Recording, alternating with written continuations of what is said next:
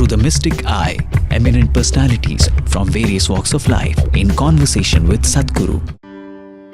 This week features Dr. Prathap C Reddy, founder of Apollo Hospitals Group, India's first chain of private hospitals. With a passion to make advanced healthcare available to all, Dr. Reddy is a visionary who has contributed immensely to India's healthcare industry, bringing in high technology and affordable healthcare to urban and rural India.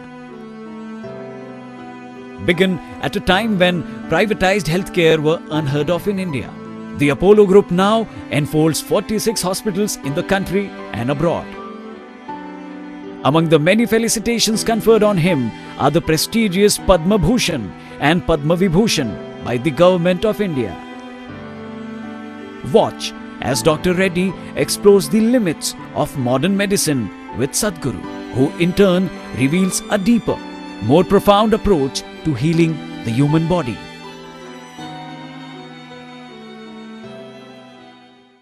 I know it's in everybody's mind here. We all want to do so many things in each one of our sectors. You would like to produce another 100 films. And each one of us would like to do, saying there's so much possibility. And we think we have done all of these. And somewhere along the line, we feel that satisfaction without really achieving our total objective. India is faced with this tremendous, there are 3 gold medals which you don't want. India is the diabetic capital of the world, is the heart capital of the world, is going to become the cancer capital of the world. We don't want these gold medals. If I can, I would like to put it in Bay of Bengal. How do we get this? Each one in their profession, how do they get this? As you say, it's all in us as humans. But we want to think that we can only be superhuman to achieve this. The immensity of being human. If suppose I can take a banana in my hand and turn it into a human being, whom would you think I am? I must be the creator himself, isn't it? Isn't that happening in every human being? Because what our body is just an accumulation of the food that we've eaten. So there is an intelligence here, there is a competence here which can turn a piece of bread into a human being. So when the source of creation is throbbing within you, what are you looking up or down? When the very source of creation is throbbing within you, where are you looking for help? There is no better place. So whatever work one may be doing, it does not matter what area of life we have chosen to participate in, everything that we do can be transformative, both for yourself and everybody around you. I am saying it is not even about finding satisfaction with your work. Doing something is not towards, at least what I do is not towards my satisfaction, because if I close my eyes and sit here, I am ecstatic, not just satisfied. So I don't have to do something in the world to be satisfied or to be happy. It is just that there are things that need to be done in the world which have not been done, unfortunately, particularly in our country. So many things that we should do have not been done. So in our lives, if we do not do what we cannot do, that's not a problem. But in our lives, if we do not do what we can do, we are a disastrous life. My effort is to see that nobody turns into a disaster, that everybody does what he can do in his life. Vijay, I must say, you've been abroad and traveled so many days, and you landed here yesterday. If you had done this, all of us would say, I have a jet lag, let me take a day off, let me take 2 days off. Here you are, coming with, something phenomenal, which we now try to understand, saying this is a capacity that you have brought in and bringing this change. And since you're talking worldwide, you have an impact wanting to change the world and bring that better environment all over. I hope that formula is there, prescription for that, because you have that extraordinary capacity of expression, extraordinary perception, and to be able to express this. My mission is to make this ordinary. It's extraordinary because a lot of people have denied themselves the possibility of knowing the immensity of being human. This is not about being superhuman. This is about realizing that being human is super.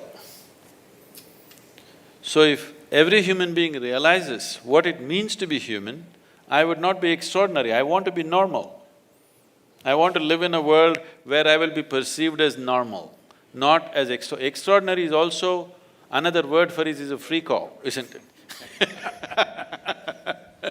Somebody can say, who is a freako? He's a freak happening. I am not a freak happening. Every human being is capable of this. It is just that they're identifying with their limitations. They're not identifying with the possibility of the immensity of being human, where they're always referring to human as a limitation, as a compulsion, not as a liberation. If you are moving towards liberation, you will experience many levels of freedom. Right now, what you call as myself, for most human beings, is a bundle of compulsions. That they can only be like this, they can only do this, they can only do that, any number of limitations. Unfortunately, they're beginning to decorate their limitations, which is this is how I am. This is not how you are. As a human being, you can be any way you want. This is the freedom that nature has given you. If you were born as a dog or a cat or a tiger or an elephant, that is how you are. Once you're human, you can be any way you want. This is the beauty of being human. See, let's say a tiger is born. A tiger is not sitting and worrying itself how to be a good tiger. If it just eats well, it'll become a good tiger. It just has to find food. It is never feeling insecure about its tigerness. It is never worried, will I become a tiger, will I end up as a house cat? There's no such struggles. But you are born as a human being. How many things you have to do to become a good human being? After doing all that, you don't know where you belong still. In comparison to somebody, you think, okay, compared to this man, I'm better. But by yourself, you don't know where you stand. You think you're doing great. Your teenage son or daughter comes up and tells you you're no good.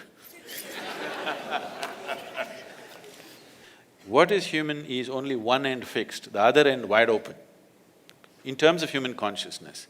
Recently, I was talking to a very top-level microbiologist and he said, Sadhguru, what you're saying is so uncanny because if you look at the human cell, compared to any other cell of any other creature, human cell is somehow open-ended. So your very cells are open-ended. You can do things with it, with your own body, which other human beings will think is superhuman. It is not superhuman, it is the possibility of being human, which needs to be explored. Unfortunately, not much has been done on this sphere. It's a very wonderful thing. I think most of us feel we have reached our limitation. No, you have not. The way you put it beautifully. I know when I started, thought of this, bringing this healthcare, they called me crazy, you can't do this. It's not a challenge, but that confidence says we can. I think, can we have a mantra or meditation, something like that, a medicine for that, so that all of us continuously say, yes, I can, I will do many more things? No. I wouldn't like to build confidence in people, because confidence is a dangerous thing. I'm not trying to play with words. I want you to, understand this aspect. See, what is needed for humanity is clarity of perception. Where clarity is missing, people try to substitute confidence for clarity. Confidence without clarity is a disastrous thing. Suppose you want to cross the street. If your vision is clear, you see things clearly and cross. But if you're very confident, there are a lot of people on the street who are very confident, they simply cross. They're surviving by sheer chance or because of the compassion of the drivers. So what we need in the world is not confidence, we need clarity. This is one thing that our education systems have completely failed to address, how to enhance human perception. Because only what you perceive you know, rest is just imagination, isn't it? So I'm confident about something means I don't know what it is, but I'm just going to do it, and it may work. If on a busy highway, if you just… whatever your favorite slogan is, Jai Sri Ram or Hail Mary or Allahu Akbar, you shout and run across the highway, you may make it. God save us. Because just by sheer chance you may make it, or as I said, the drivers may be a little compassionate. But if you try every day, we know where to pick you up. So what we need is not confidence, we need clarity in the world. Enhancing your perception is what is needed. If you are able to perceive something that other people could not see, that is what makes you an entrepreneur, that is what makes you a leader, that is what gives you the necessary edge in the world. So perception, enhancing perception is the whole dimension of yoga. When I utter the word yoga, because today most of the yoga that people have known in this country also unfortunately is a rebound from the American coast. Yes, very unfortunate. Lot of people are beginning to think yoga was invented by Madonna.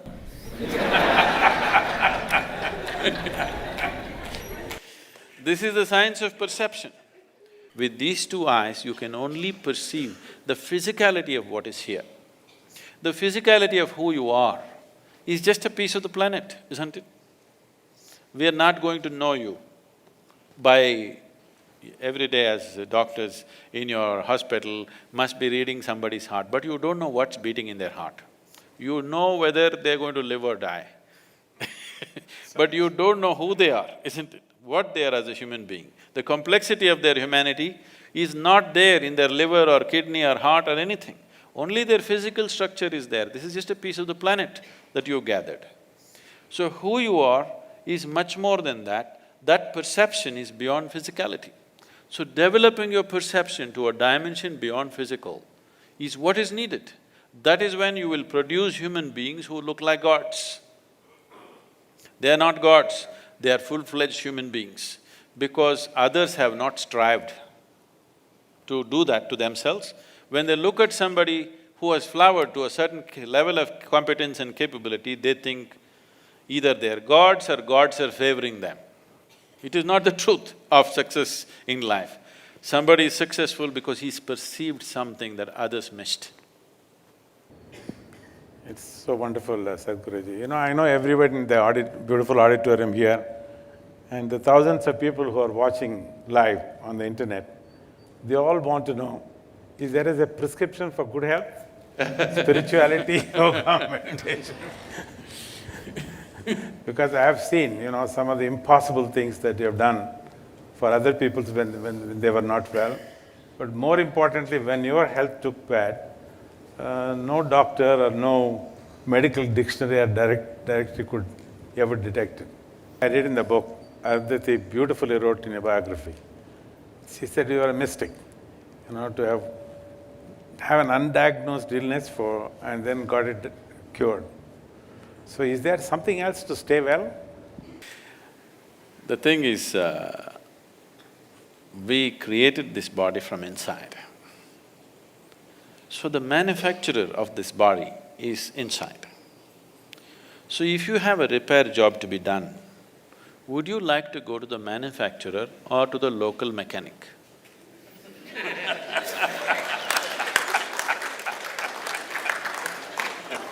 If you had excess, you would like to go to the manufacturer.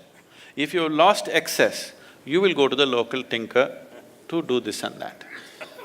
I am not trying to belittle medical science by saying this. If there was no medical science as it is, I would say even half the people would be dead by now, here in this audience. Yes, because the average life expectancy of an Indian in 1947 was 28 years. Today it has risen to 64. One important factor is medical science the way it is. So I am not trying to belittle or make fun of medical sciences. It is very significant. What has been achieved in the last 30 to 40 years is phenomenal. The question is just this: if you had access to the source of that which creates this body, definitely every problem that you generate within the body could be handled. Now there are two kinds of ailments, infectious and chronic. Infectious ailments happen to us because of an external invasion from an organism. You must go to the doctor. Don't try to meditate on it.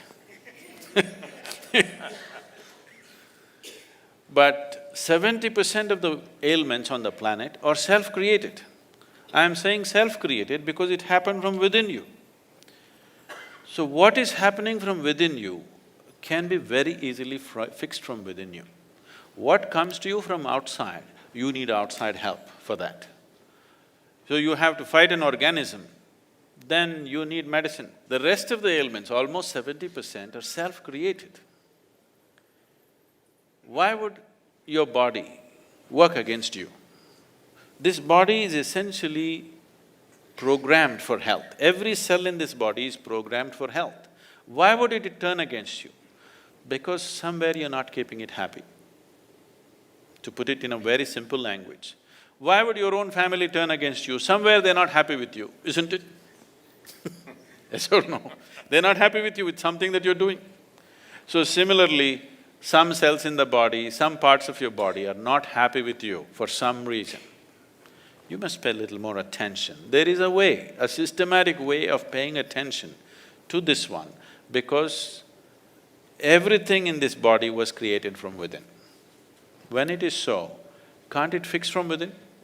So this is not a miracle. I want people to understand this is not a miracle.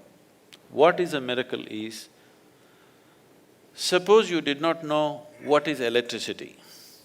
I came here and I just press that part of the wall and lights come on. Who do you think I am? Suppose, 1,000 years ago, if I had a cell phone, I could just pull out the cell phone and talk to somebody in America. You would think I'm God, isn't it? So what is a miracle is that which you do not understand, that which is not fitting into your logical perception seems miraculous to you. As your logic evolves, so many things which were miracles 100 years ago are normal things in our day-to-day life today, isn't it? Isn't it so? So it is not a miracle, it's just a deeper understanding of your own, the way you're constructed. So this is something that we need to pay attention to.